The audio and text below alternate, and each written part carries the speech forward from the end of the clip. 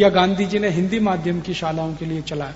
अब उस देश में अंग्रेजी माध्यम की शालाएं ही शालाएं खुलती जा रही, convent school, public school.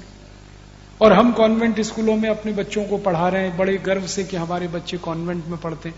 Convent का अर्थ तो समझ लीजिए होता क्या है। कॉन्वेंट का अर्थ है लावारिस बच्चों का स्कूल। इंग्लैंड में मैंने आपसे कहा ना एक्स्ट्रा मैरिटल अफेयर्स है, पर स्त्री गमन, पर पुरुष गमन। और कई बार इंग्लैंड में ज्यादातर बच्चे जो है ना बिना मां बाप के हैं, क्योंकि 70 से 80% बच्चे बिना शादी के पैदा होते हैं। अब बिना विवाह के बच्चे पैदा होंगे तो आई वड़िल पता नहीं, तो लावारिस है। उनको पढ़ाने के लिए कॉन्वेंट स्कूल चलते हैं, जिनकी आई नहीं, जिनके वड़िल नहीं, जिनका पिता नहीं, मां नहीं। और उन कॉन्वेंट स्कूलों में बच्चों को बताया जाता है ये तुम्हारे फादर हैं, ये तुम्हारी मदर है, क्योंकि असली का पता नहीं, नकली से काम चलाते। स्कूल में टीचर नहीं होते, मदर फादर होते, क्योंकि असलियत में नहीं। अब हम हमारे बच्चों को कॉन्वेंट में भेजते हैं और उनको भी वही मदर फादर सिखाते हैं। हमारे तो घर में हैं, फिर स्कूल में और एक हो गए। मालूम है किसी भी बच्चे की 2 आई हो सकती है, 2 पिता नहीं होते कभी। भगवान कृष्ण की 2 आई थी, पिता एक ही थे। राम की 3 आई थी, पिता एक ही थे। हमारे भारत में 2 आई हो सकती है, 3 आई हो सकती है, पिता एक ही होता है। लेकिन कॉन्वेंट में हर बच्चे के 2 पिता होते हैं, 2 बाप। एक तो घर वाला और एक तो स्कूल वाला, फादर। और जिन बच्चों के 2 बाप होते हैं उन्हीं को बास्टर्ड कहते हैं। बहुत खराब गाली है बास्टर्ड। हम हमारे बच्चों को कॉन्वेंट में भेज भेज के बास्टर्ड क्यों बना रहे? बंद करिए ना। फिर आप बोलेंगे मराठी माध्यम स्कूल नहीं है, बहुत है। हिंदी माध्यम स्कूल है, मराठी माध्यम स्कूल है, उनमें पढ़ाइए अपने बच्चों को। और अगर आप कॉन्वेंट में भेजेंगे नहीं तो कॉन्वेंट तो अपने आप बंद हो जाएंगे, आपके फीस पे चल रहे हैं। और मराठी माध्यम में भेजने लगेंगे वो और खुल जाएंगे, क्योंकि वो आपकी फीस पे चलेंगे। ये तो हमारे हाथ में है कि हम किन शालाओं को बढ़ाते हैं और किन को बंद कराते हैं। कहने का मेरा एक ही मतलब है, अंग्रेजों को भगा दिया है तो इस अंग्रेजी से क्यों चिपके हुए हैं, इसको भी भगाइए। हमारी जिंदगी से हटाइए, हमारे व्यवहार से हटाइए, हमारे विज्ञान से हटाइए, तकनीकी से हटाइए, समाज में से हटाइए, न्याय व्यवस्था से हटाइए, सब जगह से हटनी चाहिए। और मातृभाषा का स्थान इस देश में प्रतिष्ठित होना चाहिए। ये सब करने के लिए हम भारत स्वाभिमान अभियान चला रहे हैं। आपसे मैं एक अपील करने आया। आप बोलेंगे इस भारत स्वाभिमान में हम क्या मदद करें? आपकी बहुत बड़ी मदद चाहिए। आपकी मदद के बिना ये नहीं होने वाला। अगर हम अकेले कर लेते तो मैं आपके पास नहीं आता। आपकी मदद चाहिए, तब ये अभियान होने वाला है सफल। आप क्या मदद कर सकते हैं? हमको इस समय भारत स्वाभिमान में ज्यादा से ज्यादा लोग चाहिए जो हमारे सदस्य बने, हमारी ताकत बढ़े। क्योंकि हमारी ताकत राजनीतिक पुढ़ारियों से जब तक ज्यादा नहीं होगी, हम कोई भी काम ये नहीं कर पाएंगे। पुढ़ारी इसको होने नहीं देंगे और हमको ये करना है, तो उनसे बड़ी ताकत हमें बनानी पड़ेगी। Congress, BJP, Janata Dal, CPM, CPI, Samajwadi party, Bahujan Samaj party, ऐसे 48 राजकीय दल हैं इस देश में। उनकी कुल मिलाकर सदस्य संख्या 4 कोटि है। हम चाहते हैं कि हमारी सदस्य संख्या 5 कोटि हो जाए भारत स्वाभिमान। तब इन दलों को हम कंट्रोल कर पाएंगे, इनका नियंत्रण हम स्थापित करेंगे। वो 5 कोटि सदस्य आप ही हो सकते हैं। अभी तक हमारे पास लगभग 2,40,000 सदस्य हैं। जनवरी 2010 तक 11 लाख हो जाएंगे। अगले 2 वर्ष में 5 कोटि करना है। इसके लिए परम पूजनीय स्वामी जी खुद गांव-गांव निकलने वाले हैं, जिले जिले में प्रवास करने वाले। आप भी हमारी मदद करिए, हमारे इस अभियान में जुड़ जाइए। आपकी ताकत हमें बहुत बड़ा संबल देगी, मदद देगी। कैसे जुड़े? हमारे सदस्य बन जाइए। बहुत आसान है। आप बाहर जाएंगे तो स्टॉल पर एक सदस्यता फॉर्म रखा हुआ है, उसको भर के दे दीजिए।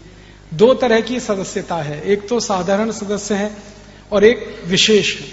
जो विशेष सदस्य बनेंगे उनको 1100 रुपए शुल्क देना पड़ेगा, जो साधारण है वो 51 रुपए में। आप विशेष सदस्य बनेंगे तो क्या होने वाला है, आपको हरिद्वार स्वामी जी खुद बुलाएंगे और खुद आपको ट्रेनिंग के प्रशिक्षण देंगे, और आप भी मेरी तरह से तैयार होकर गांव-गांव में फिर ये काम कर सकेंगे। और जो 51 रुपए के सदस्य बनेंगे उनको ट्रेनिंग यहीं देंगे।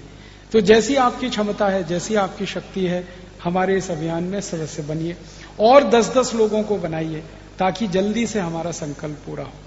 अगर कोल्हापुर में 2100 सदस्य हम तैयार कर पाए 1100 रुपए वाले, तो परम पूजनीय स्वामी जी खुद यहां आएंगे। ये उनका वायदा है, ये उनका संकल्प है। तो आप अगर 2100 सदस्य पूरा करके अपना लक्ष्य कहते हैं, तय करते हैं, तो आपके यहां फिर से स्वामी जी आ सकते हैं और आपको प्रशिक्षण देकर इस काम में और ज्यादा गहराई से जोड़ सकते हैं। तो आप हमारे साथ जुड़िए, ये मैं आपसे निवेदन करने आया।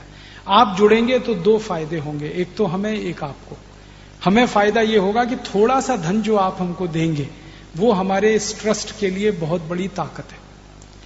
और ये ट्रस्ट जो भारत स्वाभिमान है वो आपके ही धन से चलता है।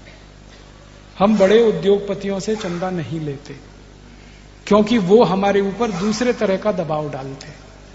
हमारा संकल्प है कि आम आदमी से, साधारण आदमी से थोड़ा थोड़ा मिले, उसी से हम काम चलाएंगे। और हमारे ट्रस्ट का ये संकल्प है कि जो भी धन आएगा वो ट्रस्ट के काम में खर्च होगा, वो व्यक्तिगत रूप से खर्च नहीं होगा। तो आप जो भी थोड़ा धन देंगे वो हमारे ट्रस्ट के काम आएगा। आप हमारे साथ जुड़ेंगे, हमारी ताकत बढ़ जाएगी। और आपको लाभ ये होगा कि आप जब इस बड़े अभियान से जुड़ेंगे तो आपके बच्चे जब बड़े होंगे तो वो गर्व से कहेंगे कि जब भारत में व्यवस्था परिवर्तन का, अंग्रेजियत को हटाने का अभियान चला, भारत स्वाभिमान, तो मेरी आई उसमें थी, मेरे वडील उसमें थे। जैसे अभी हम कहते हैं ना 1942 का भारत छोड़ो आंदोलन था, मेरी आई उसमें थी, मेरी आजी उसमें थी, मेरे अजोबा उसमें थे। हम बड़े छाती ठोक के कहते हैं। मुझे गर्व है ये कहते हुए कि 1942 की लड़ाई में मेरी अज्जी, मेरे अजोबा दोनों जेल गए थे, और गर्व होता है। तो आपके बेटे बेटियों को भी गर्व होगा ये कहते हुए कि मेरे आजी अजोबा, मेरे आई वडील दोनों भारत स्वाभिमान के लिए काम करते रहे। तो आप अपने बच्चों की नजरों में हमेशा ऊंचे रहें और वो आपका सम्मान करते रहें, इसके लिए आप इस अभियान में जुड़िए। और नहीं जुड़ेंगे तो भी हमारा काम तो होने वाला है। आप नहीं जुड़ेंगे, कोई और जुड़ेगा। देश का काम तो होने ही वाला है। जिन्होंने आजादी की लड़ाई नहीं लड़ी तो भी देश आजाद तो हुआ। जिन्होंने अंग्रेजों की मदद की तो भी देश आजाद तो हुआ। आप अगर नहीं जुड़ेंगे स्वाभिमान अभियान में तो भी काम तो होने वाला है, आपके बिना होगा। तब आप शर्म से अपने बच्चों को मुंह नहीं दिखा पाएंगे। ऐसी शर्मिंदगी आपको अपने बच्चों के सामने न झेलनी पड़े, इसके लिए आप इस अभियान में जुड़िए, इस अभियान के साथ ताकत बनिए। पूरे देश में ये अभियान अभी चल पड़ा है। बहुत सारी संस्थाएं, बहुत सारे संगठन, बहुत सारे साधु संत इसके साथ जुड़ रहे हैं।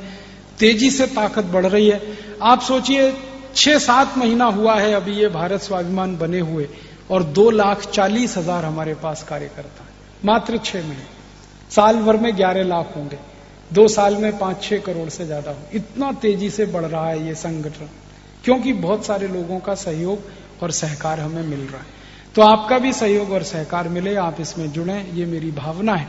और दूसरा निवेदन आप सबसे मेरा यही है कि जिस उद्देश्य के लिए हम समर्पित हैं, हमारा संगठन समर्पित है, वो उद्देश्य आप अपने जीवन में भी हासिल करें। हमारे संगठन का सदस्य होने वाले हर व्यक्ति को 3 शर्तें माननी पड़ती हैं। पहली शर्त यह है कि वो अपने जीवन में अधिकतम स्वदेशी वस्तुओं का उपयोग करे, क्योंकि भारत स्वाभिमान का लक्ष्य है स्वदेशी अर्थव्यवस्था बनाना, स्वदेशी कृषि व्यवस्था, स्वदेशी कानून व्यवस्था, स्वदेशी न्याय व्यवस्था। इसलिए हम स्वदेशी को मूल रखते हैं। तो पहला, आप स्वदेशी का अधिक से अधिक उपयोग करें। उस विषय पर बहुत बार मैं यहां आके व्याख्यान दे चुका हूं, इसलिए आज मैंने ज्यादा नहीं कहा है। विदेशी वस्तुओं का बहिष्कार करना है, स्वदेशी को ही स्वीकार करना है। आप पूछेंगे पता कैसे चलेगा कौन सी वस्तु स्वदेशी है? तो उसके लिए पुस्तक बनी हुई है, जीवन दर्शन, आप वो ले सकते हैं। उसमें पीछे लिस्ट है क्या वस्तुएं स्वदेशी क्या विदेशी। पतंजलि चिकित्सालय में जाकर आप सूची ले सकते हैं क्या स्वदेशी क्या विदेशी।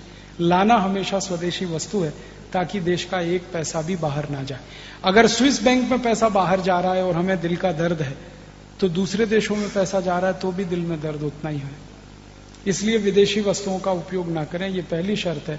दूसरा, आप अपने जीवन में हिंदू हैं, मुस्लिम हैं, सिख हैं, ईसाई हैं, जैन हैं, पारसी हैं, जो भी हैं, वो आपके व्यक्तिगत जीवन में है। जैसे ही घर के बाहर आप निकलते हैं, आप हिंदू नहीं, सिख नहीं, मुस्लिम नहीं, ईसाई नहीं, आप सब भारतीय हैं। हमारे भारत स्वाभिमान का चिंतन है, सोच है वो ये कि हम हमारे घर में हिंदू, मुस्लिम, सिख, ईसाई कुछ भी हो सकते हैं, लेकिन सार्वजनिक जीवन में हम सब भारतवासी हैं, भारतीय हैं, इस भावना से हमें काम करना है ताकि समाज हमारा धर्म के आधार पर, संप्रदाय के आधार पर ना बटे। ये दूसरी शर्त है। और तीसरी शर्त है वो ये कि आप सब योग सीखें, प्राणायाम सीखें, अपने को स्वस्थ बनाएं और दूसरों को स्वस्थ बनाने में मदद करें। प्राणायाम का बहुत बड़ा अभियान पिछले कई वर्षों से चल रहा है। आस्था चैनल पर स्वामी जी रोज सुबह 5 से 7:30 सबको सिखाते हैं। आप भी चैनल खोलिए, देखिए, सुनिए, सीखिए और सीखने के बाद दूसरों को सिखाइए। यहाँ कोल्हापुर में हमारे बहुत सारे योग शिक्षक हैं जो निःशुल्क कक्षाएं लगाते हैं प्राणायाम सिखाने के लिए। आप उनसे संपर्क कर लीजिए, आप प्राणायाम सीख लीजिए। 2 फायदे होंगे, आप स्वस्थ हो जाएंगे, परिवार के लोगों को स्वस्थ बनने में मदद करेंगे। हमारे देश में हर साल बीमार लोगों का इलाज करने में 6.5 लाख कोटि रुपए बर्बाद होता है। अगर हम सब स्वस्थ हो जाएं तो 6.5 लाख कोटि रुपए देश की बचत कर सकते हैं। कितना बड़ा अमाउंट है 6.5 लाख कोटि। भारत सरकार के टोटल टैक्स कलेक्शन से बड़ा अमाउंट है ये। टैक्स इकट्ठा होता है 6.25 लाख कोटि का, हम चिकित्सा पे खर्च कर देते हैं 6.5 लाख कोटि, और वो फालतू बीमारियों पे, डायबिटीज, अर्थराइटिस, ब्रोंकाइटिस, अस्थमा, दमा, ब्रोंकियल अस्थमा, जो आसानी से ठीक होने वाली बीमारियां, 1 पैसा भी जिसमें खर्च नहीं होता है, सिर्फ श्वास को ध्यान में रखना पड़ता है, प्राण को ध्यान में रखना पड़ता है, निःशुल्क ठीक होती हैं। और ऐसी बीमारियां जो कहीं ठीक नहीं होती वो प्राणायाम में ठीक होती हैं। तो आप थोड़ा प्राणायाम योग सीख लीजिए, दूसरों को सिखा दीजिए। ये तीसरी शर्त है। इन 3 शर्तों को जो भी मानेगा वो भारत स्वाभिमान का सदस्य बन सकता है। आपके लिए ये कुछ भी मुश्किल नहीं है, आप इन शर्तों को अपने जीवन में उतार सकते हैं, दूसरों को उतारने में मदद कर सकते हैं। ये मेरी आपसे विनम्र अपेक्षा है। तो मैं आपसे यही कहने आया, हमारे अभियान से जुड़िए, इसके सदस्य बन जाइए, स्वदेशी का अपने जीवन में पालन करिए, मातृभाषा को सम्मान दीजिए अपने जीवन में, अपने सामाजिक जीवन में, राष्ट्रीय जीवन में। भाषा, भूषा, भोजन, भेषज सब स्वदेशी अपनाइए, सब भारतीय अपनाइए और दूसरों को इस मामले में सजग करते जाइए, जागरूक करते जाइए। तो एक दिन ये देश वैसा ही बनेगा जैसा हमारे शहीदों ने सोचा था। भगत सिंह का सपना था, ऊधम सिंह का सपना था, चंद्रशेखर आजाद का सपना था, लोकमान्य तिलक का सपना था, गांधी का सपना था। एक स्वदेशी भारत बने, समृद्धशाली भारत बने, गरीबी मुक्त भारत बने, बेरोजगारी मुक्त भारत बने, सारी दुनिया जिस भारत का सम्मान करे ऐसा भारत बने, सारे भारत के लोग अपनी मातृभाषाओं का सम्मान करें ऐसा भारत बने, अंग्रेजों के कानून खत्म हो, अंग्रेजों की व्यवस्था खत्म हो, ऐसा भारत बने। वो सारे के सारे भारत को बनाने की अब जिम्मेदारी हमारी है, आपकी है। ईश्वर हमें मदद करे, ईश्वर हमें शक्ति प्रदान करे, ऐसी मैं भावना रखता हूं। आप सबको ईश्वर इतनी शक्ति दे, इतनी ताकत दे कि आप इस संकल्प को पूरा करने में लग जाएं। हम सब मिलकर इस देश को एक नया देश बनाएं। यही भावना के साथ आपका आभार व्यक्त करता हूं, धन्यवाद देता हूं। आपने जो कुछ सुना है वो दूसरों को सुनाएं, ये मेरी विनम्र अपेक्षा है। और जो बातें मैंने कही हैं, इन बातों को अगर बार बार सुनना हो, बार बार दूसरों को सुनाना हो, तो कुछ मैंने CD बनाई है MP3 मेरे व्याख्यानों की। बाहर आप जाके स्टॉल से ले सकते हैं। कोई भी CD पर मेरा कॉपीराइट नहीं है, सबको कॉपी करने का कंप्लीट राइट है। आप 1 CD ले लीजिए, 2 ले लीजिए, उसकी 50 कॉपी बनाइए, 100 बनाइए, 1000 बनाइए, लोगों में बांटिए। मैं कभी आपके खिलाफ मुकदमा करने नहीं आऊंगा, क्योंकि मैं मानता हूं ज्ञान किसी का नहीं है, ज्ञान सभी का है। ये अलग बात है कि मैंने 20 साल मेहनत करके कुछ ज्ञान अर्जित किया, वो आपको मैंने 2 घंटे में दे दिया। अब आप किसी और को ये दे दीजिए, वो किसी और को दे दे, वो किसी और को दे दे। ज्ञान ऐसे ही फैलता है, और ज्ञान जितना फैलता है अंधकार उतना कम होता है, त्रासदी उतनी कम होती है। ज्ञान के फैलने से ही उदय होता है हर चीज का। तो भारत का ये ज्ञान जो मैंने आपसे बांटा, शेयर किया, वो आप दूसरों को बांटें, शेयर करें। उसके लिए CD ले सकते हैं, कॉपी कर सकते हैं, करा के दूसरों को बांट सकते हैं। और हमारे इस अभियान का सदस्य बनने के लिए फॉर्म है, वो भर सकते हैं और घर ले जाके भर के चिकित्सालय में जमा कर सकते हैं। इस